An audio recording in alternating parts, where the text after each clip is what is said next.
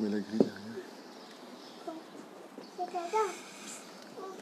Ok, shalom uvracha shuv boker tov b'shem Hashem naaseh v'natzliach shenizke lagdil Torah ladira b'tachlit shel Yirat Shamayim. Aujourd'hui, jeudi 7 mai, le Yud Gimel, le 13 du mois de Iyar, veille de Pesach Sheni. Donc n'oubliez pas ce soir de manger de la matzah. D'abord, vous voulez sortir de toutes les marlocotes, c'est très simple. Vous faites le motzi lechem sur du pain et pendant le repas, vous mangez de la matzah ce soir et demain.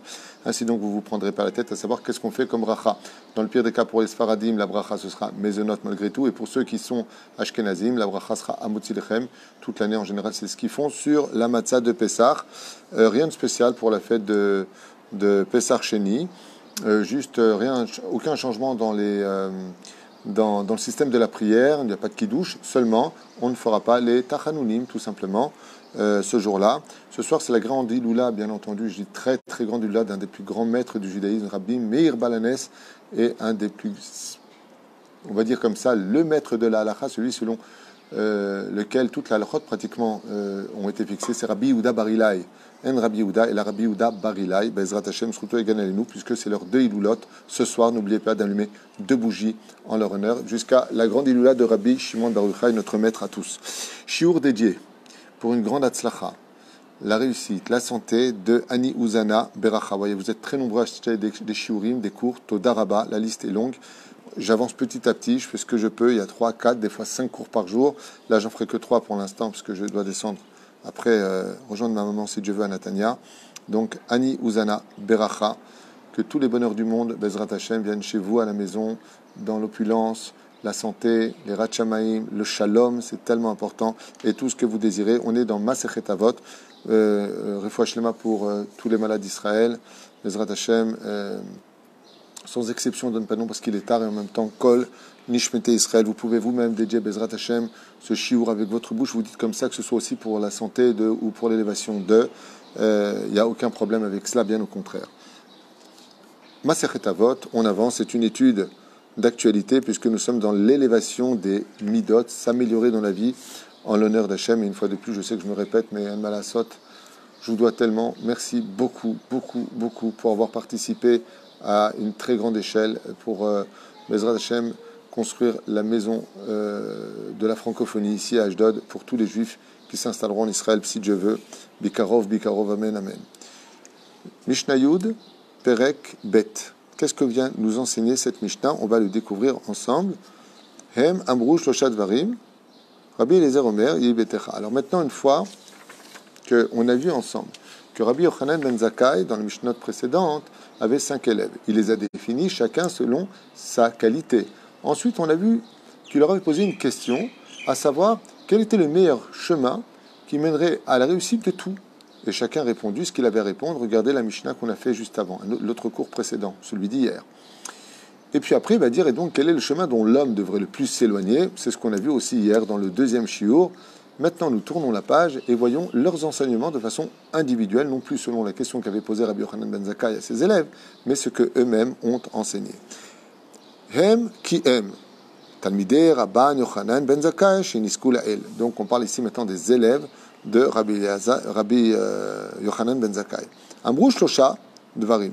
Ils ont enseigné ici 3 choses. Kol echad mehem aya omer shlosha pitgame musar. Ils avaient l'habitude de dire 3 proverbes de moralité. Amovim le Kaman. Rabbi Eliezer ben Orkanos, il disait. Donc Rabbi Eliezer ben Orkanos, on a vu qu'il était Kemayan Amit Gaber, une source qui ne cesse de se remplir à un tel point que rien ne peut la sécher, tellement il a de la Torah en lui. Si on lui donnait la parole en Torah, il pouvait parler à l'infini. Omer, Ikebot Chaverecha Chaviv Alecha Keshelach. Et lui nous donne un enseignement qui vraiment doit être retenu dans tous les cœurs, pas simplement d'Israël, mais je pense de tout le monde. Il souhaite que le respect que tu veux que l'on t'accorde, tu l'accordes aux autres. Tu n'aimes pas quand on te manque de respect, tu n'aimes pas quand on te parle mal, tu n'aimes pas quand on te fait passer pour un moins que rien. C'est des choses qu'on n'aime pas. Il nous dit, tout comme toi, tu aimerais que quand tu rentres, on te dise bonjour, quand tu poses une question, on te réponde, que quand il y a quelque chose qui te dérange, on agit. En d'autres termes, Rabbi Eliezer nous dit, tu veux écouter un bon conseil? Tu veux quelque chose qui vaut de l'or dans ta vie? Hormis le fait d'étudier la Torah, de connaître ton Créateur. Tu veux quelque chose de waouh? qui vaut des lingots d'or dans ta vie, et comme ça il dit, que toi, ce que tu aimerais, que quand tu viens, oh bonjour, comment ça va, l'accueil qu'on te fait, t'aimerais bien, ça te fait plaisir, tu as vu comme nous accueillis, waouh, bien que toi tu fasses la même chose. Ça n'aille pas dans un même sens. Vous savez, ça me rappelle souvent dans les couples, ben, il faut que tu me respectes. Et l'autre lui dit, ben, respecte-moi aussi alors. Arrête de m'insulter, mais c'est toi qui as commencé. Et Rabbi Eliezer lui met un terme à toutes ces bêtises, et il dit, Pachout Meod, ce que tu voudrais qu'on le fasse, fais-le à l'autre. Fais-le à l'autre, Pachout. Donc tout comme tu n'aimerais pas qu'on te manque de respect, car fais très attention de ne pas blesser les autres. Alors maintenant, cette réflexion-là, moi, elle me fait un peu sourire parce que vous savez que quand un homme meurt, quand il part de ce monde, à 120 ans si Dieu veut, il arrive pour être jugé. Et ce que ne savent pas les gens, c'est que le Créateur du monde a beaucoup d'humour. Et qu'est-ce qu'il fait d'après vous? Eh bien, il fait oublier à l'homme toute sa vie qu'il a vécue. Une fois qu'il lui a fait passer le film de sa vie, il lui fait oublier que c'est lui. Et l'homme est amené sur un trône de juge, donc il est rempli d'honneur dans une lumière, il croit que c'est ça qu'il attend, il est comme un fou. Et on lui dit, voilà, on a un problème, Dieu te demande de juger. Alors il dit, ok, très bien, mais regarde et tu nous dis ce que tu penses comme sentence, on te donne les salaires qu'il attendent et on te donne aussi les réparations qu'il attendent. Et cette personne comme ça est assise, et puis elle voit un homme qu'elle ne connaît pas, depuis sa naissance jusqu'à sa mort, toutes les chances où il avait eu le temps de faire teshuva, qu'il aurait pu s'améliorer, qu'il aurait pu plus étudier, qu'il aurait pu être plus sympathique, et Et lui, il est sur son trône, et là, il donne sa sentence. Quoi? Mais quel ingrat! Mais ma pitome, il avait toutes les chances de grandir en Torah, il avait toutes les chances de faire... Mais celui-là, il ne mérite pas le Gan Eden. Déjà, le Gan Eden, lui, c'est sûr qu'il n'aura pas. Maintenant, on va réfléchir sur le domaine de la punition. Dans le sens contraire, il va regarder de l'autre côté... si c'est un salaire qui est à lui donner, il n'y a pas que des gens mauvais. Donc il va regarder aussi, waouh, Kol HaKavod, je suis très ému pour lui. Une fois qu'il a fini son jugement, vient un ange et il retire maintenant cet écran. Et là, il se voit face à lui. On lui dit, au fait, celui que tu venais de juger sans savoir de qui tu parlais, c'était toi. Et la sentence que tu as donnée, c'est la sentence que tu vas subir. En d'autres termes, l'homme reçoit en jugement les midotes qu'il a acquis sur terre. Je vous allez comprendre. Quand un homme s'est travaillé ses midotes, que sur terre ici, dans sa façon d'être, il juge les kafsrout, il juge avec clémence les autres, il trouve des circonstances atténuantes, il ne s'énerve pas, il essaie d'alléger les problèmes des autres. Il est bon. Pachout, c'est une bombe. Ok? Quand il part de ce monde, écoutez bien, c'est un truc de fou. Comme il a cette nature en lui, il emmène ça avec lui, puisque c'est sa neshama. Quand on lui montre sa vie, avec tous ses défauts, il fait comme ça, Tov. Bon, ok, lui, il va... Bon, on a quand même un petit truc, on va lui donner une journée de Gehinam, après Gan Eden. Ça m'explique, ça suffit. Il mérite. Parce que malgré tout, regarde, le pauvre, il a quand même essayé de faire ça, il n'a pas eu de chance ici. C'est une nature chez lui de juger bien. Donc, qu'est-ce qui se passe? Il se rentre lui-même au Gan Eden. Mais par contre, si le mec, c'est une ordure, toujours avoir le mal chez les autres, et toi, t'es pas assez bien, c'est ça le religieux, et toi, pour qui tu te prends, et toi, t'es rien. Et de toute façon, tu arrives toujours en retard. Et de façon, vous savez, cette façon de parler horrible, qui est constamment là pour écraser les autres, pour avoir l'impression de mieux exister au-dessus des autres. Pathologie très connue aujourd'hui, devise principale du pervers narcissique. Résultat, quand il meurt, le pauvre, alors vraiment le pauvre, parce que quand il va voir une personne, donc lui, dans le monde de vérité, où il est investi de la vérité, eh bien, toutes ces mauvaises choses qui sont en lui, lui, il va dire, oh là là, mais attends, mais combien d'années au Guinam qu'on peut donner? C'est quoi le Gilgul le plus dur à supporter? La pierre, c'est ça? Ouais. 100 ans dans la pierre, là, mais c'est quoi cette horreur? Et il note. Une fois qu'il a fini, l'ange vient et dit, bon, il dit, oulala, c'était moi, je ne savais pas. Et alors, tu as décidé qu'il faisait 100 ans de réincarnation dans une pierre, 12 mois de Guinam. Et là, il se met à pleurer, le mec. Mais bon, le problème, c'est à qui il va se plaindre? C'est sa sentence, c'est sa sentence à lui. C'est lui. Alors pourquoi je vous ai fait un détour par rapport à une petite phrase de Rabbi Eliezer? Parce que c'est exactement ce qu'il nous enseigne. Tout comme toi, t'aimerais bien qu'on te respecte, alors respecte les autres. Si tu travailles ça, Rabbi Eliezer, il t'apprend qu'à la fin, tu vas t'aider. Et qui enseigne ça? Rabbi Eliezer. Coupez-les en deux, ce mot. Eli, mon Dieu. Ezer m'aide. Si tu veux que mon Dieu, que tu veux que ton Dieu il t'aide, Eli Ezer, veille toujours à respecter les autres comme tu aimerais être respecté. T'aurais voulu qu'on te juge mal, toi? T'aurais voulu d'être toujours responsable de tout? T'aurais voulu? Non. Alors ne le fais pas subir. T'aimes pas qu'on fasse des réflexions? Non. Alors pourquoi t'en fais tout le temps aux autres? T'aurais voulu qu'on te mente? Non. Alors pourquoi tu mens? T'aurais voulu qu'on te trompe? Je pense pas. Alors pourquoi tu le fais? Pourquoi tu te permets chez toi ce que tu ne supporterais pas chez les autres? Pour qui te prends-tu? En d'autres termes, dit Rabbi Eliezer. Alors on ne va pas te demander d'en faire plus que les autres, mais au moins que ce que tu voudrais pour toi, tu le donnes au même niveau pour les autres. Premier enseignement de Rabbi Eliezer.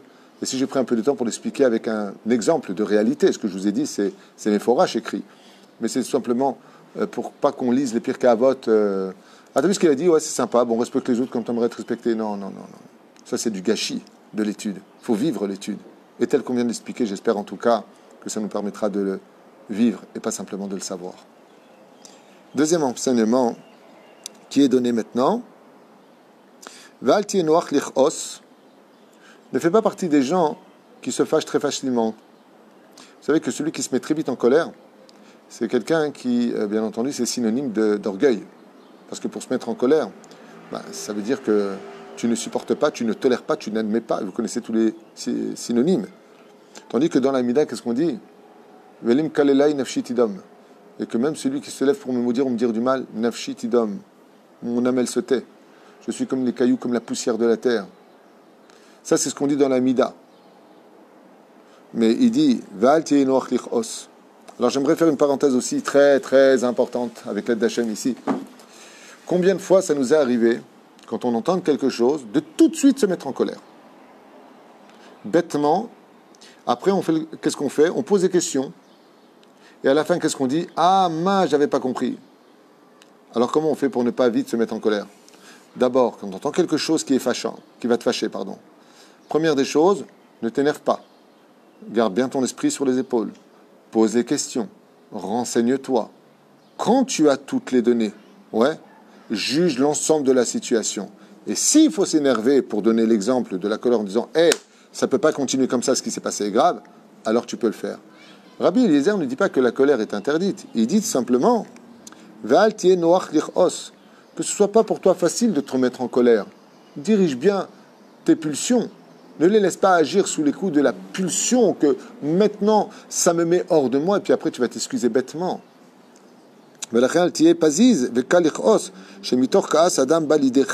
Car la colère amène l'homme automatiquement à fauter, à devenir insultant, humiliant, vexant. Et cet homme perd sa chokhma. S'il était intelligent et sage, il perd tout. Son étude le fuit. S'il était prophète, c'est Dieu lui-même qui s'éloigne de lui dans sa colère. Veod, kol, alze aderer. C'est dommage que tout te mette en colère si vite, alors que Bessach HaKol, si tu avais pris un tout petit peu de recul et pris moins les choses à cœur, tu aurais pu réaliser que toute cette colère-là aurait pu non seulement être évitée, mais qu'elle était surtout injustifiée. Beshuv yom echad ifnim itatecha. Et là, Rabbi Eliezer nous dit, et fais juste teshuva un jour avant ta mort. C'est génial. C'est-à-dire que si on s'en tiendrait à ce qu'on vient de dire à l'instant, fais juste teshuva un jour avant ta mort. Le mec, il dit, voilà, c'est pas compliqué, je vais fauter, je vais m'éclater sur une étoile ou sur un oreiller, et juste avant de mourir, je serai à Israël, Dieu, je regrette, je t'en supplie, pardonne-moi, c'est bon. Et puis on part de ce monde. C'est vachement facile ce que dit Rabbi Eliezer, ça prête même à confusion. Pas du tout. Rabbi Eliezer, ici, nous donne un enseignement encore plus ptsatsa, encore plus bombe atomique. Parce que comme tu ne sais pas quand est-ce que tu vas mourir, tu sais pas ce qui peut t'arriver. Chas v'shalom. Donc t'arpes la satane, on ne va pas souhaiter du mal ou dire quoi que ce soit. Mais tu sais quand est-ce que ça peut arriver? Crise cardiaque, machin, un truc chouette. Qui? J'ai un ami, Hachem Yerachem, un avrech, un copain à moi, à Jérusalem.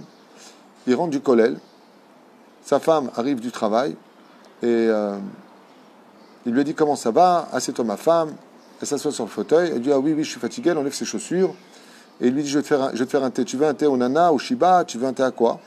Et elle lui a dit je veux bien un thé au nana, merci beaucoup. Il lui a fait le thé au nana, le temps qu'il appuie sur le bouton, il lui sert le café, il arrive, et il trouve sa femme en train de dormir. Rabotaï, elle est partie de ce monde d'une crise cardiaque. Elle est partie de ce monde. Alors qu'elle est rentrée très très bien, elle avait juste un petit peu fatiguée, un petit peu mal au bras. Al-Khalebet Olama. Quand il a posé le thé, La chose qu'il a dit le jour de son enterrement, il a dit, mais pourquoi? Ici, juste à côté, pareil. Juste à côté, pas loin d'ici. Un ami qui venait prier chez nous. Une famille extraordinaire qui habite juste à côté. Le père, il rentre de son travail le midi. Il est en train de manger à table. En train de manger. Il fait ses brachot. Au moment où bien, il tombe sur la table et quitte ce monde. Rabbi Eliezer, c'est de ça dont il parle. Donc je suis désolé pour les exemples que je donne qui sont réels, mais qui ne sont pas agréables à écouter le matin comme ça, mince, c'est rasera. Non. Il te dit, Rabbi Eliezer, là on est dans Masechet Avot, le moussard dont on a ici, c'est fais tchouva un jour avant de mourir. Mais comme le jour de ta mort t'est caché automatiquement, chaque jour où tu te lèves, considère-le comme si c'est ton dernier jour pour être certain que tu fais tchouva aujourd'hui. Parce que tu ne sais pas si tu arriveras à ce soir, tu ne sais pas si tu arriveras à demain, et encore moins à après-demain. C'est pour ça que l'aïmouna que Dieu nous demande, en réalité, si vous avez bien observé les choses, c'est pas comment on va faire demain. Comment tu vas faire aujourd'hui, c'est le maximum que tu puisses poser. Parce que demain, c'est pas sûr que tu sois là.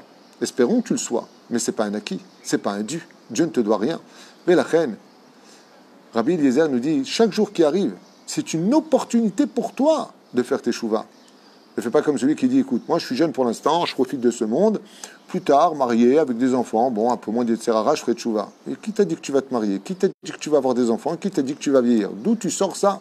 Rabbi Eliezer, dans toute sa grandeur et sa sagesse, nous dit, Rabbi Eliezer, Yamut, comme c'est marqué dans Pirkei de Rabbi Nathan, est-ce qu'un homme, il sait quand est-ce qu'il va mourir? Amar lahem shkol sheken, shaseh tchouva yom.